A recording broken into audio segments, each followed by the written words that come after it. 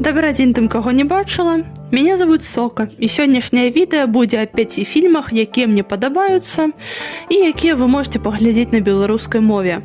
Вы запытаецеся, для чаго я раблю акцэнт на тым, што іх можна паглядзець на беларускай. А я адкажу вам, што пакуль я шукала тыя ж фільмы, што я глядзела даўно і на расейскай, толькі зараз ужо на маёй роднай мове, мне гэты свет стаў ужо абсалютна ўразумелы. Не мне вам распавядаць, як мала існуе кантэнту на белмове, калі ўж вы глядзіце гэтае відэа. А таму зараз прыступім да нашага спісу. «Ви, значыць, Вендета» – фільм, адсылаючы да «Ночы Гая Фокса», пра якую я ўжо была наслыхана і з школьнай праграмы па ангельскай мове, і з краінаведання ў каледжы, з джентльменам Ананімусам і Наталі Портман у галоўных ролях. Глядзіце, калі вам спадабаюцца фільмы пра пратэсты, контркультуру, а таксама калі вам спадабаюцца антыутопіі.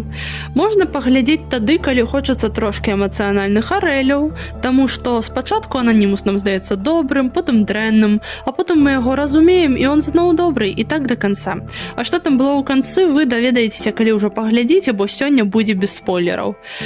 А таксама глядзіце дзеля атмасферы і экшена. Ён у гэтым таксама хорош. Далей у нас ідзе «Зёлы грошы два ружы». Наколькі я памятаю, гэта таксама экшен, але яшчэ і троху камедыйны. Дужа распавядаць не буду, галоўная думка ў тым, што некалькі сярэднякласавых бандзюкоў прайгралі сур'ёзныя грошы ўладару казіно Гары Сякеры і ўвесь астатні час думаюць, як яны будуць іх звяртаць. Фан-факт, я пераглядвала гэты фільм 3 разы.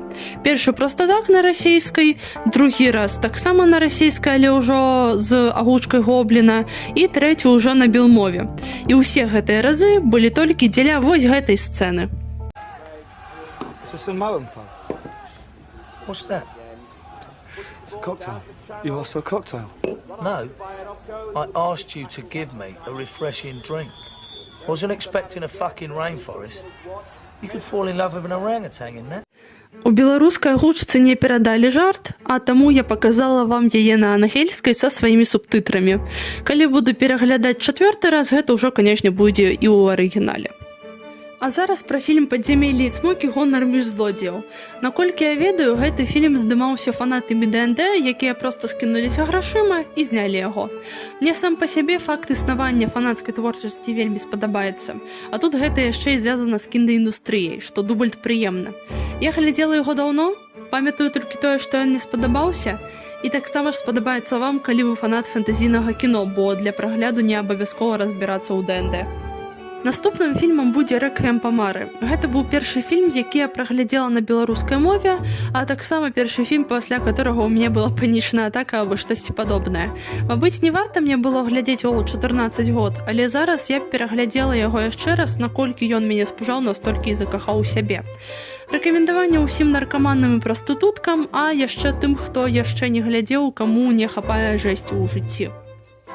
І апошнім фільмам на сёння будзе «Тэтрыс». Гэта мой улюбёны фільм, які я пакуль не перагледжвала, каб ён не прыеўся.